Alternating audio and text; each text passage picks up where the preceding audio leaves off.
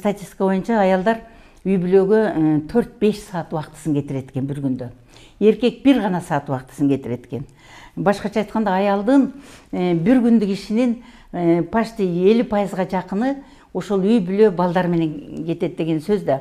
Мына ошондо сөзсүз түрдө аялдарга бардык жерде жеңилдик берилиш керек.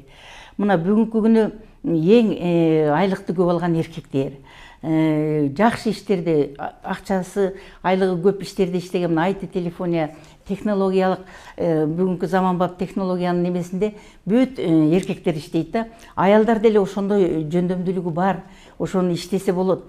Бирок аялдарга негедир андай мындай бир жакшы кызмат, жакшы мындай айлык алган, айлыгы мындай жетишерлик алган андай кызматтарга аялдар жакындатпайт да. Мына ошондуктан дагы аялдар дайыма мындай экинчи планда келип атат да.